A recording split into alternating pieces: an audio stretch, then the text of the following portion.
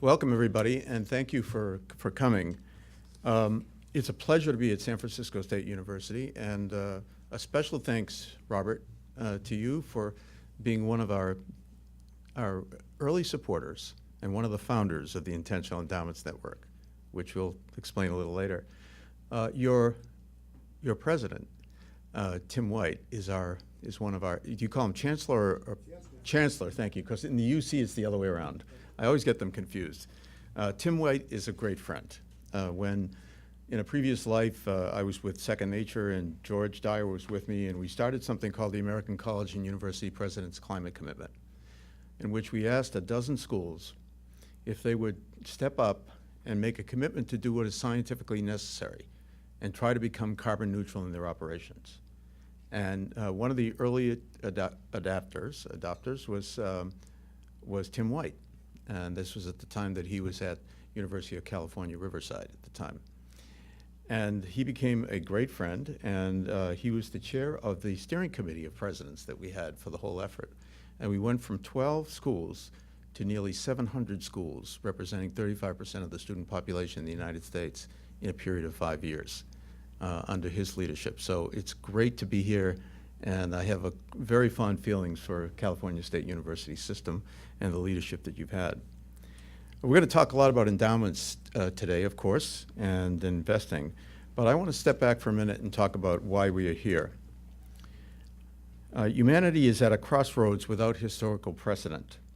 Because of the extraordinary and exponential growth of population and the expansive dynamic of industrial capitalism, humans have become a planetary force comparable in disruptive power to the ice ages and the asteroid collisions that have previously redirected Earth's history. This is unprecedented. Despite all the work society has done on environmental protection, all living systems are in long-term decline and are declining at an increasing rate. We are severely disrupting the stability of the climate and the Earth's ecosystems, which made human progress to date possible. While the Earth's population has grown from 1 billion to 7.4 billion in the last 2 centuries, energy consumption has risen 80 times, and economic output has risen 68 times. And most of that growth has occurred in my lifetime. We are going to get to about 9.5 billion people on the planet by 2050, is the best estimate that we have. The sustainability challenges related to climate disruption, water, food, economic inequality, poverty, and social unrest pose an existential threat to society. Nearly 3 billion people are without sanitation and make less than $2.50 a day, and over 1 billion lack an adequate supply of safe drinking water or adequate nutrition. And this is happening with 30% of the world's population consuming about 70 to 80% of the world's resources. We are on track to have 3 billion new middle-class consumers by 2030. Okay? That is 14 years from now. 3 billion new middle-class consumers. This is, as they said in Apollo 13, Houston, we have a problem. This is the biggest challenge that we have ever had as a society, and it's certainly the biggest challenge that higher education has ever had. So here's the big question. How do we create a decent quality of life for all current and future humans on a planet where the capacity to support life is precarious? That is the question. Marginal improvements to business as usual will not work. We need a transformative shift in the way we think and act individually and collectively. And higher education must lead the way in our role to provide the knowledge and the educated citizenry for a thriving civil society. If you really think about the purpose of higher education, it is to maintain and renew and expand civilization. Without it, we don't exist. We are supposed to think for the long term. No other institution in society thinks for the long term.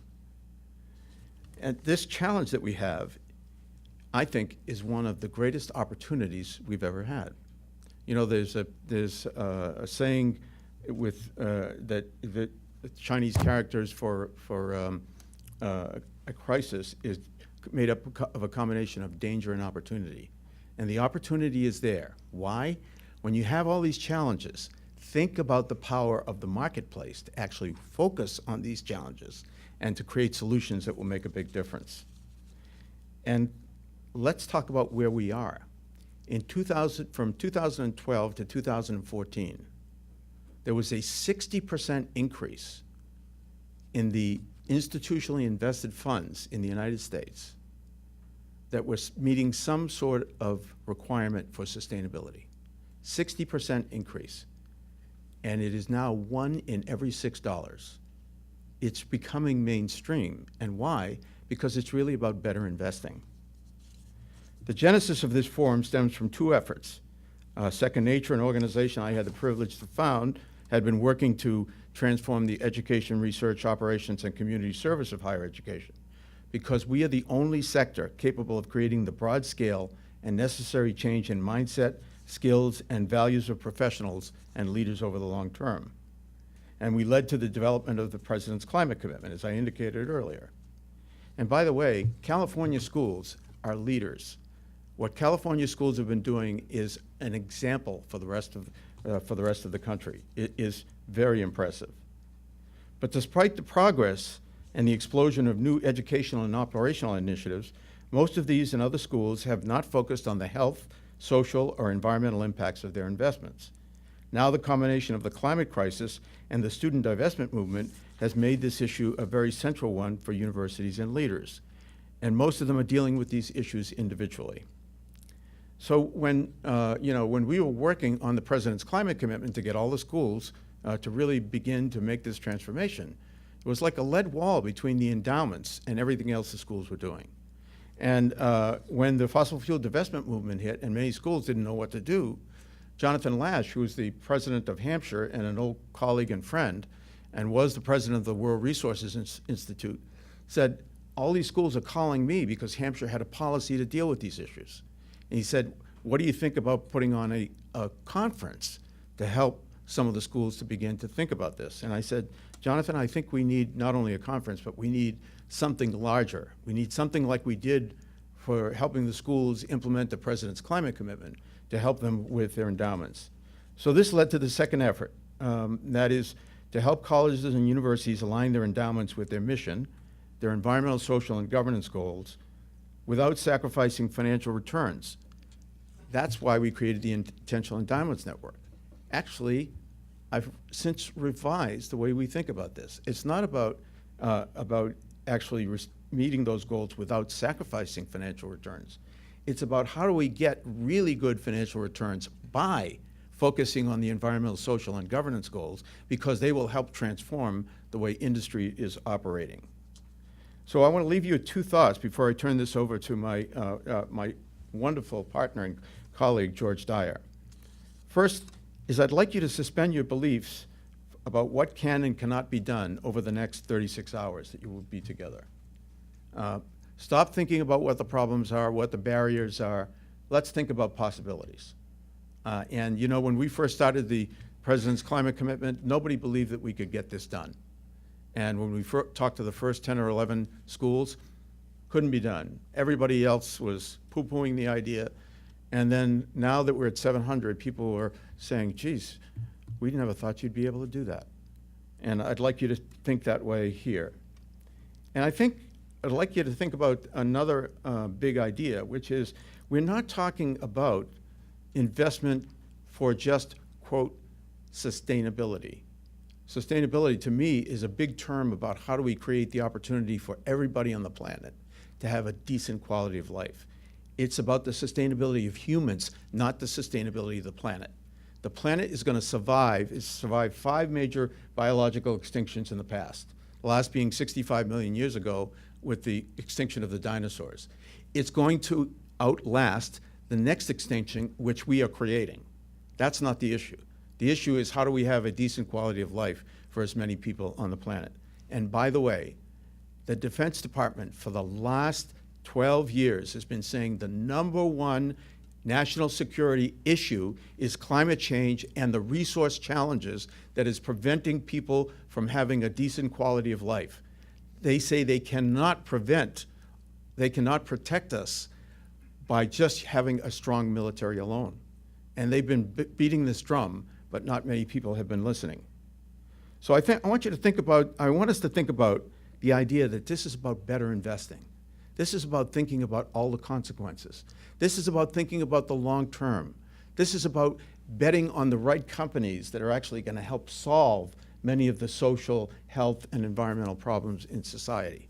And if we start there, we start thinking about what the opportunities are, then all these other problems will melt away.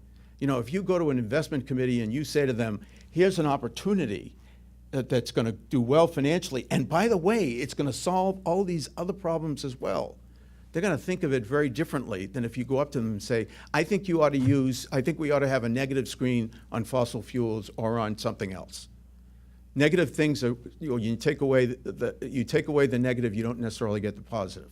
So the question is, how do we do a better job of investing that is going to benefit not only us as individuals, but the institutions, and is also going to create the benefit in society? Because we make an assumption right now that when we invest in the economy, it's going to create a lot of solutions for a lot of people.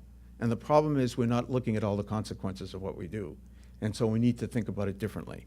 So thank you very much, and let me turn it over to my incredibly terrific partner, George Dyer. Thanks a lot.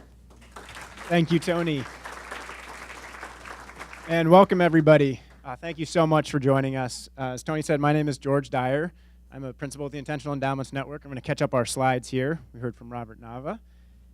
And Tony, myself, and Barbara Simonetti. I'm just going to quickly run through a little bit about the network, as Tony mentioned, and some of the reasons why we started it. And then we're going to try to get you into conversation here as quickly as we can, because that's really what this event is about. So as Tony said, this network is really about connecting peers and bringing as many parts of the system into the room to help get over some of the barriers that have been persistent in terms of endowments and other investors really moving forward on ESG and sustainable investing. So forums like this are an incredibly important piece of that. And again, we're so thankful to San Francisco State and the whole Cal State system for pulling this one together. This is our 6th forum that we've done, the first one in California. And it's a really important piece of getting together and helping learn from each other about what the best practices are and some of the ways to approach some of these tricky issues. So it's about bringing resources together, the peer-to-peer exchange, coming together in person, and accessing some of the thought leadership that can help us make progress, and also connecting with the investment firms, other institutional investors like pensions and philanthropic foundations that are wrestling with similar issues, other associations and networks, and some of the nonprofit groups. So we've kind of organically grown this network through these forums. Last summer we created a steering committee. You can see it's got quite a few people, about 35 members, who serve as the core of the network and are helping us really set the direction and tone. One point I really want to emphasize is we see this as a member-driven, participant-driven network. So we want all of you to be actively involved in helping us decide where to focus and what's going to be most useful to your efforts. We have an executive committee of that steering committee, sort of a smaller group to help meet more frequently and help make some of the kind of more day-to-day decisions. And you can see, again, a mix of investment consultants, investment managers, CIOs, CFOs, and the like. Yeah, so for the steering committee members that are here, could you just maybe raise your hands or stand up so we can see who we've got in the room? So we've got a few of us, and yeah, please feel free to seek them out, and we can help introduce you to them. And that group and the whole network has formed a series of working groups over the past year and a half or so on key topics that are of interest and importance to help find what resources are going to be most useful to others in the network, whether that's working with investment committees or trustees, other administrators, or what other stakeholder group might need resources that will be helpful on things like the fiduciary duty question or financial performance question. And again, these are really derived from the conversations at these forums that we had. So we'll have some exercises tomorrow. Hopefully, if you have new ideas for working groups or want to propose one or start one, please do. That's sort of what the network is all about. Here's just sort of the charges of each of those, and really they're focused, as I said, on creating various resources that could be helpful in understanding some of these issues. And I'll just finish here with some of the resources we've developed so far. We have some others in production. All of these are available on our website, and we really encourage you to dive into those. And we also try to gather the best resources we can find from others in the field and just make those accessible and kind of have a one-stop shop so it's a little easier to get your head around some of these issues and learn about kind of the latest trends in what is a very dynamic and fast-changing field. So with that, I'm going to turn it over to Barbara Simonetti, who's our conversation architect and facilitator, to get us right into conversation. and take us through the next day and a half. Thank you, George. So before I start, we've got folks coming in the back. Let's get everybody comfortable. Come on in. Hi, Lisa. You got a seat next to your wave so somebody knows where there's a room? Thank you. Great. And I'm going to work up here because I'm going to use some slides. So we can switch mics. Yeah? This one's on? Great. So before I even start, I'm going to try not to throw the microphone on the floor, even though Obama did it, it was cool. Before I even start, I want to take exactly 1 minute to tell you a little bit about me personally because I think it's relevant to this conversation. So many years ago, I was actually a university professor for a large public university in New York City, City University. And I not only taught, but I don't know how I got this job, but they sent me from the Bronx campus to the Brooklyn campus, literally on a beach, to set up a satellite college on another campus that had a different schedule and a different system. And so I got an education in the complexity of managing a large public institution. So I have empathy for some of you like that in the room. Second thing I want you to know is that while I was doing that, I did an MBA and I went off to become a banker. So I worked for places like Citibank and Chase. Well, it was Chase Manhattan, then it's JP Morgan Chase now. And again, I got one of these crazy jobs and I wound up working on an initiative that the retiring chairman had decided would happen. Seems that when chairmen retire, they call an ethics committee. And this ethics committee was the president of the bank and all of his senior reports. In the conference room on the 17th floor, I was the only woman there, and I was there as staff. It got pretty funny as I got more and more pregnant, they would move away, but those conversations, I mean, you're talking about an organization that had 96,000 employees and that existed all over the world, so enormous complexity in the room. And they're trying to talk about how do we get ahead of ethical issues in this incredibly complex business. So being in that room for almost 15 months, I got a real sense of, I guess the headline I would use is that the soft stuff is really hard. Those conversations in those boardrooms are difficult, even when everybody has the best intentions. So I understand that as well. And the third thing about me, I just kind of want you to know in the room, is that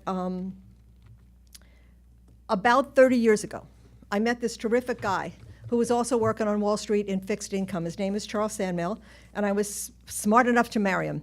And very soon after we got together, we got invited to a meeting on Wall Street that was on what was then called socially responsible investing. And it was a formative meeting. And the two of us decided we were really interested in this, and we were going to invest that way throughout our lives. So for the past 30 years, I have been a socially responsible investor. And I want you to know that Charles retired in June, after spending 30 of those 40 years doing what was called green bonds when nobody else even used those words. And we did real well.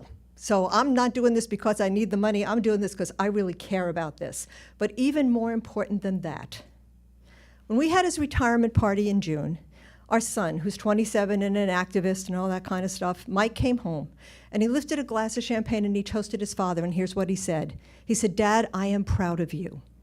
You did really well for us as a family, and you did it by also doing well for the world." So what I want you to know is that I understand your organizations are complex. I understand that the soft stuff is hard. I am living fact that socially responsible investing is actually a great opportunity. And most importantly, I want you to know the kids are really paying attention. We got to get this right. All right? So with that, that's who I am and what I bring to the table. Let's jump in and let me start showing you how this meeting's organized and why, and how we're going to function and why. And can you tell I'm from New York? Am I talking too fast? You can slow me. People in Delaware once said to me, "We slow-mo Delawareans don't hear as fast as you talk." So I'm not offended if you need to slow me down. So slides. George, you got the clicker? So here's an assumption I make when I design a meeting. This conversation is not starting here. This conversation's been going on for months back in your offices and in your worlds. And so if we're going to make the incredibly precious time that we have together in this room valuable, we need to tap into what that conversation is about and bring it in a very focused way into this room so we can jettison it out, helping you do the things you really want to do in your jobs. So that's my commitment to you, that we're designing it and we're going to process with those goals in mind. So how do we know? Well, we asked you 3 questions before you got here. And some of you, because you were on vacation and your admins filled out the forms, didn't answer them. But it's okay, we got enough data. And the 3 questions we asked you were, what are your burning questions about this topic? What unique knowledge or experience do you bring to the conversation? And finish the sentence. This meeting will be successful if at its conclusion, I. So now I want to show you what you told us, all right? And what's fun about this group is that you are in sync with the other 5 groups, but you're ahead of them. We've seen real motion here, so let me share with you what we got. First of all, this one moved right up to the top. We used to see this one further down. What are other people doing? We know there's stuff going on out there. We want to know, what are those trends and best practices? And particularly, and what's the conversation at the board level? Those places that get this to work. We know this is a tough conversation. How did they do it? Please let us find that out. The second, and these are in priority order, the second one, which we always see, is performance, but this one took a different twist. Nobody said, can I do this without losing money? It was much more framed this time in terms of what's the opportunity here. How do I take advantage of this opportunity, and how do I make sure that we have a real impact when we do it? It's not enough to just decide we're going to be good guys. We want to make sure we're good guys who actually do good. So we want to know both. The third one down there is, how do we best engage stakeholders across the campus? This is not just about the boardroom. This is about faculty and students and donors. And how do we get all of them into the conversation? The next one down there is, yeah, that's great. All right, I'm on board. How do you implement this thing? Where do I find the products? How do I talk to my investment managers? That's a question that's very alive in this room as well. And finally, and I think this is a sign of success. This used to be our first or second question. Can I do this without violating my fiduciary duty? It's the fiduciary duty question. And we've been working on that one for almost 2 years, so we've got good answers for you for that one as well. All right, so that was what you asked. Does this sound right? For all y'all who had your administrators fill it out? It sound like why you're here? We good? All right, I'm gonna redesign the meeting on the fly. That would have been fun. So I also asked you about experience and skills in the room, and I don't have a slide because I would have needed a book. There is enormous skill and experience in this room, and that's why we're going to have lots of conversation. The best stuff is not going to come from here on a microphone. It's going to come at those tables. So make sure you're here to be in the conversations, and that includes dinner tonight. In case you were thinking, oh, in San Francisco, I'll skip dinner, that would be a really big mistake. And it'll be a mistake for 2 reasons. Jagdeep Basher is coming to speak, and there is a phenomenal chef here. He has really done world-class work, and he has gone and prepared a special, locally sourced, sustainable dinner. So it's going to be fun. You don't want to miss dinner tonight, all right? And I understand they're also, San Francisco State Hospitality, Sodexo is their company, and they're also buying us breakfast tomorrow morning. They've been delightful to work with as a company. So now, what did you say were your outcomes when I asked you the question, this meeting will be successful if? Well, if I came out of here understanding what was going on other institutions, what were the policies and the processes that actually worked? How do I do this thing? And here's again is where there's a change. I want to understand the performance opportunity of sustainable investing and the strategies for realizing it. The performance opportunity. That was the kind of language I saw in the questions this time. The third one was, I don't just want to understand it, I want to be able to articulate the case. People were not asking for just educate me, help me be fluent. Because there was lots and lots of requests where people say, I want to get in there and lead the conversation. I want to help facilitate the conversation on my board. Help me know enough that I can do that confidently.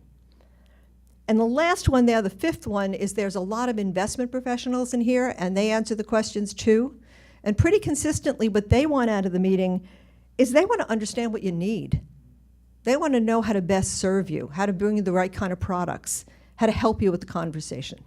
So those are the outcomes that we're driving for. Those are the questions we're trying to answer.